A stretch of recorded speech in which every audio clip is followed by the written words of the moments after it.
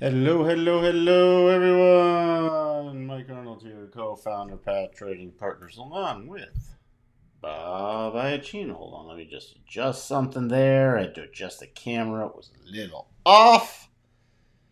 How is everyone doing? What's everybody doing here? Stocks were closed, but futures were open. Hello, Waka Waka. Nothing burger today. We triggered a couple patterns. But, it was a very slow market. Hey there, Patrick. Just had to drop 35 minutes when Yemen came out with some silly remarks. They've been yapping all day between the ECB. Everybody's been yapping all day. I just want to shush it all up. What was the latest thing? It's clear ECB lane. It's fairly clear that negative rates are no longer appropriate. What, really? You think with the running inflation this high, negative rates are no longer appropriate? Wow, you want to talk about being behind the curve? Oh, Waka Waka thinks we'll see some strong capitulation moves this week. Hey, if we get some selling, it could set up for that. Always prepared because besides those minor buy signals, there aren't a lot of long-term patterns or longer-term patterns in play just yet. And I put up the weekly sector overview, and I sound like a friggin' broken record with it. I mean, things look ugly. We could get a bounce possibly. I list out the things I was watching for, but again, it's not lined up yet for a big bounce. Yeah, the 200 weekly, I agree. If we can get the 200 weekly in play, that's a major technical level, which a lot of people watch, and we could see then the bigger bounce up. Also, remember, next week, next week is end of quarter. So it's end of June, end of quarter. There could be some very interesting plays going into next week. And then right then it goes into the long weekend here with 4th of July weekend. So it could get sort of interesting with that too. 4th of July here. What day is the 4th? Is it the Monday? Let me just double check. Yes, it is the Monday, so that's the day the market is closed. I was just making sure I wasn't mistaken. It was the Sunday, and the market holiday was the Monday, but no, it is the Monday. So, good evening, AP's World. Good evening from the UK. I'm so glad all of you tuned in to listen to me ramble on. By the way, if you are new here and you like what we do, I think we provide some value. We got some regulars always tuning in. Ring that bell, hit the like button. Longer term people, keep up with the comments, please, and the like in the videos. Hey, Dan Jet. So let's get prepared for tomorrow. There we go. Sorry, wearing my tie-dyes all summer. That's the problem with having a green screen. Maybe I'll take down the green screen for the summer and just we'll do some kind of background or something. I don't know. We'll figure it out. Maybe I should do another kind of background. I'll think about that. Chicago tomorrow. Tomorrow we have the Chicago Fed National Activity Index, existing home sales. Let's see how bad that comes in. Barkin speaking. Oh yay! More ramble on about nothing. I think we already know Wednesday's Powell's testimony. I'm just going to recap. I know did this yesterday afternoon, but for the people who didn't watch that one or tune in, we got Powell on Wednesday and Thursday. Evans, Barkin, Harker. I don't know what else they can say. What is so important that all these Fed speak now? Powell's testimony is in front of Congress, and that's is twice a year. So that's scheduled way in advance. But all these other Fed speaks, what do we need? We got jobless claims on Thursday. We got crude numbers. Remember that big drop in there, and I covered, the pullback in the energy ETF. We've been talking about topping patterns there, moving up the stops, and we finally got the big reversal. Friday is Michigan consumer sentiment, which is going to be still an important number because the Fed, remember, said they were watching that. So that's going to be big. On Friday, we don't need to cover any of this other stuff. We'll just take a look tomorrow morning at the Fed watch. I'm waiting for all the gamma stuff to reset so we can see our new levels. By the way, Tuesday, tomorrow, Before the open, we have Lennar, the home builder. That's going to be very interesting. Boy, I could sit in a lazy boy right now tomorrow afternoon. Does anybody else feel like you never get a day off? Does anybody else have that feeling? And then before I could get away in my Winnebago on Wednesday. KB Homes after the close on Wednesday, so we got home builders. So it's sort of slow besides the home builder stuff. After close, FedEx is always interesting because of the fuel costs, their take on inflation. BlackBerry's still around. And then it'll be interesting to see Friday with CarMax with used car information. So that's what's going on this week. Where else do we sit? Start selling those shirts, dude. I got a ton of tie dye. Should I do a path trading tie dyes so we could follow the path and it could be a tie dyed. I don't know. Would I have to tie dye them myself though? That would be brutal. Oh boy. By the way, here's what I'm talking about. You see this double 4 hour. Look at that. Tagging the closing in the double and tagging the rotation zone. But that is an official trigger.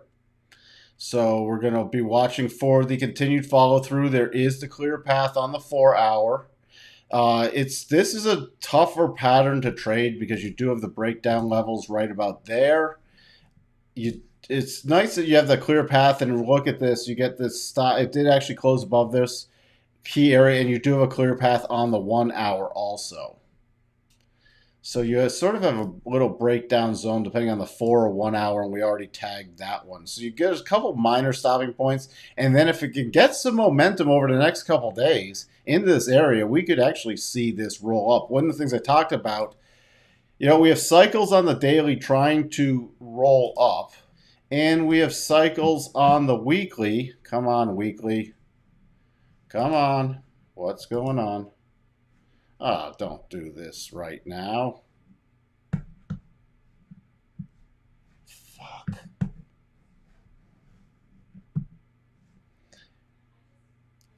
Let me know if I'm still on. There we go. Let me know if the stream got interrupted or somebody could type in there because I just looked like I had an internet glitch. So weekly cycles, still. Could somebody type something in weekly cycles? Are trying to roll over. So it's sort of a mixed message. So it could be up to choppy. We already heard Waka Waka thinking there's the flush out move. We talked about the 200. The 200 is all the way down at 3,500 roughly. And that would be, I'm still watching. We have not had a capitulation move. We were set up at the end of last week for a potential capitulation move, but with the rally on Friday, no capitulation move. By the way, also S&P today in the slower market conditions, an aggressive percent B buy signal also. And this double, if it were to complete, just takes it back to the daily rotation zone. So that's what's fascinating with this. So a couple buy signals triggered in the slower market conditions today. NASDAQ also continued to follow through. Remember, it triggered its buy signal. It was on the 1 hour. The 4 hour just looks like utter crap, but the 1 hour was triggered. And essentially on the opening yet last night with the futures, and then pulling back a bit, but then rolling back up. So, I mean, it's not that far away, and it's also into a clear path move. See the clear path move? It's beyond its stopping points. So next target's 11,463, 11,520, 11,578. What invalidates the move at this point? The only thing this is more aggressively moving up the stop than normal. Normally, the stop would still be below 11,175, but with the slower market conditions and we're going against the major trends, the stop that I'm utilizing is now 11,205. The S&P hasn't changed. It's still too close to the trigger position. So that's where we sit with there. Let's just take a look at the bigger picture again. Cycles getting up. Now, NASDAQ, the cycles are getting up, not rolling over yet. I covered a little bit yesterday, so if somebody wants to tune into that, I gave the parameters for this to Christoph and what the triggers are for the rollover. And bio, it is a stochastic RSI. And you see there's very specific parameters those set up with it. 11,578 is the top with the daily rotation zone. So it's going to be interesting because remember, when you generally hit the rotation zone the first time, you get a pullback. That will be really interesting to gauge. That's what I am focused on. And just the bigger perspective here. If we do get that flush out move, I'd be paying attention. The S&P is a little far away with that 3,500, but the NASDAQ is 10,835. So if we get a big push down, that's the 200 week right there. And there's a harmonic right there. So if this does roll over, then those are the levels that I'm going to be paying more attention to.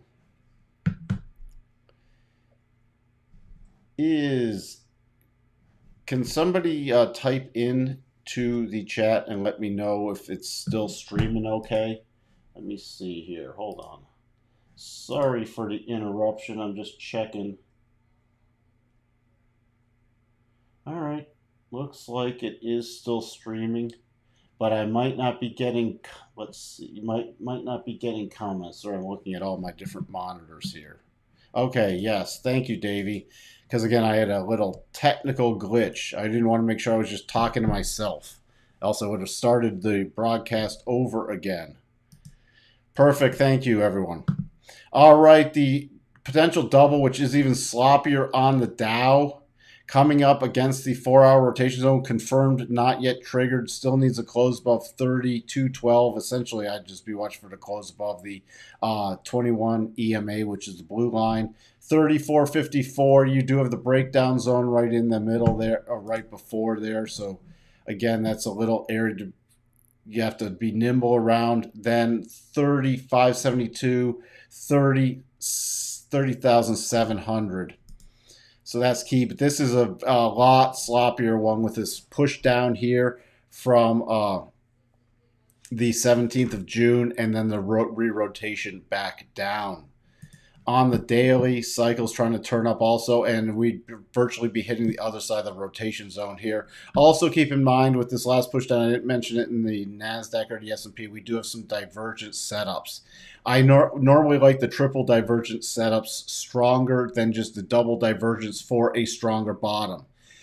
So we could see, again, the short-term bottom, then another rollover to create a larger-term bottom going into the end of the quarter. That's why it's still very nimble trading. Just to go back to this, it's still, if you're looking for stop levels, at this point, it's virtually down at 29,856. Because if you get a close below there on at least I'd be watching a 4-hour basis, then it's a return to the lows, statistically likely.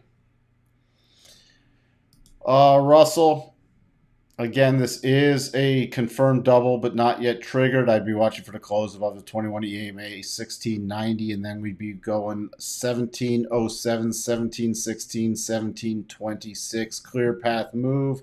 The breakdown zone is right here in front of the first target. So that's where we sit. And for this one, at this point, your 62.5 is about 1658 level. And you see how it pulled back nicely already there. The level was slightly lower, but you see no close below it. And again, when you're watching for these close below those key levels in these market conditions, you want at least a 1 hour or 4 hour, preferably a 4 hour. DAX actually rotated up. I talked about this yesterday above the breakout level into here.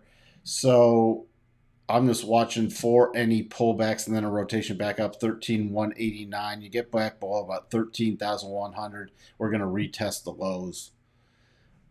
But there's not any great, fantastic setup in the DAX just now. What the? There we go. Crude, again, with the very slow trading today. Yesterday, I did not have. What is going on? Ugh. I'm either watching for the breakout or breakdown play from this horizontal channel. So the breakout play would be roughly around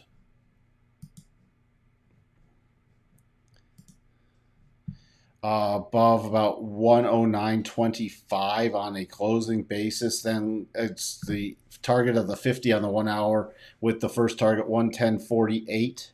Right by these spike lows 111.11, 111.74.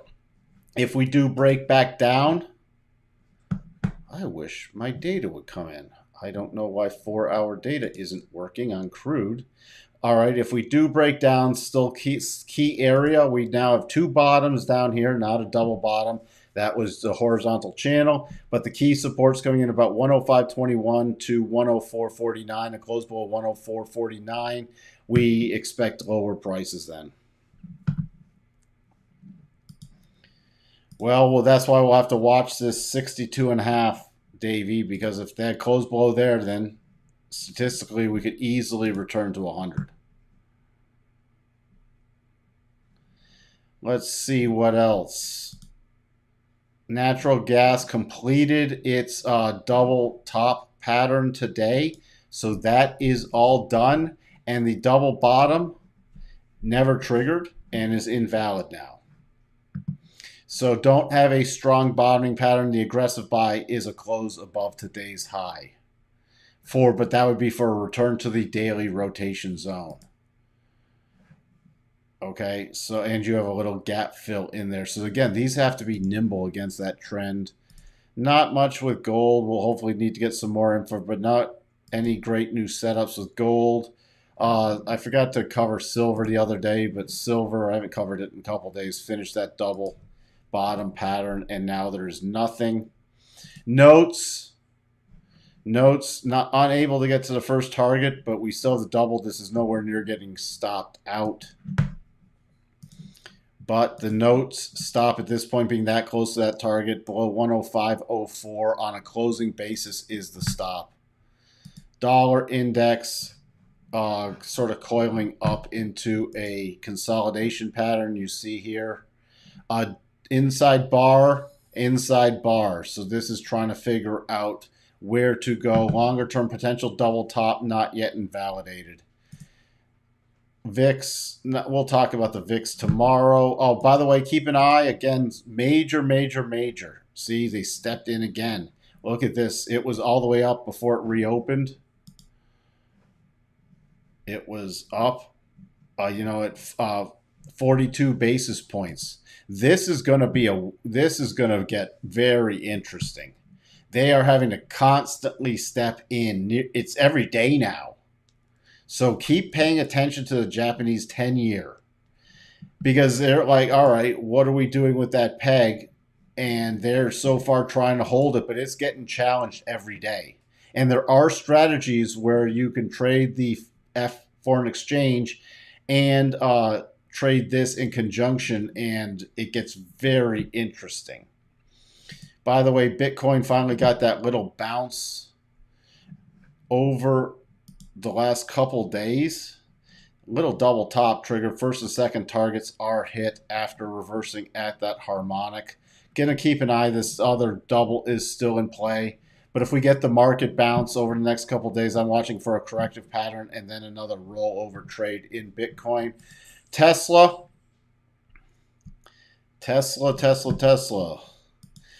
going to take a hit with Bitcoin down. Yeah, and they have to, did you know, Waka Waka, they have to, if they're for gap accounting, now this doesn't mean because I have things to say about their accounting, but if you follow the gap accounting rules, you actually have to mark it to the lowest it was, okay, for the quarter. Not the closing price, the lowest price.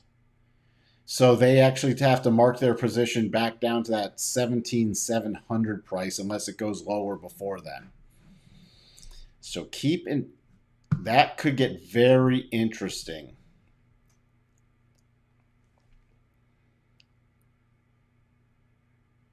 How's my long weekend? Well, considering I worked yesterday and today, not fantastic. It's feeling like work every day, but other than that, it's fine. At least it wasn't as busy today. Did Bitcoin just bottom? It looks like it put in a potentially short term bottom. Long term bottom, no. There was a lot of stuff going on yesterday with the prop up moves, which is not surprising. By the way, Tesla does have a potential double bottom too, but that would need a close above the high of 706.99, and then that would just be a corrective move before the next potential rollover play. The next levels down, if it rolls back over, just a retest of the lows. And by the way, before that, if you get a close tomorrow above the high of the 16th, then that's a very aggressive buy that's above 106 or 675.50, and that would just be for a return to the potential peak in the other side of the rotation zone. But if you break down below these lows in 599.77 and 578.77 and then 536 are the key levels lower. So, yeah, Binance bought a couple billion to try to stabilize it.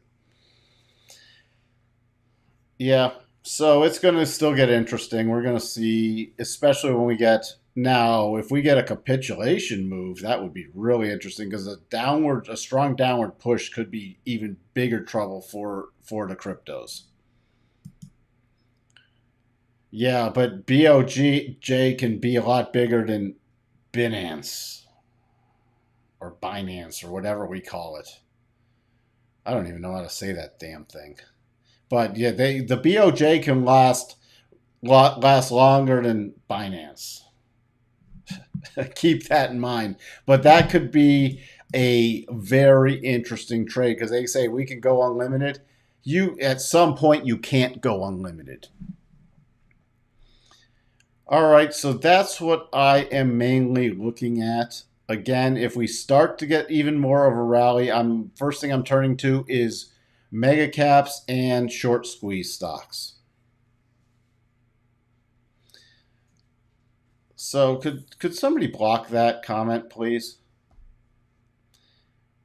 Oh, it's on friggin' Facebook. I'll have to go deal with that. Ugh. Never mind. So that's where we sit. I'm just gonna keep this one shorter. I'm gonna take the dogs out. It's a nice hot day here. You are welcome, everyone. It's gonna be 100 here tomorrow. So we went from it was like 64 on Saturday. It's going back to 100 tomorrow. Ah, well, that's the weather in Chicago.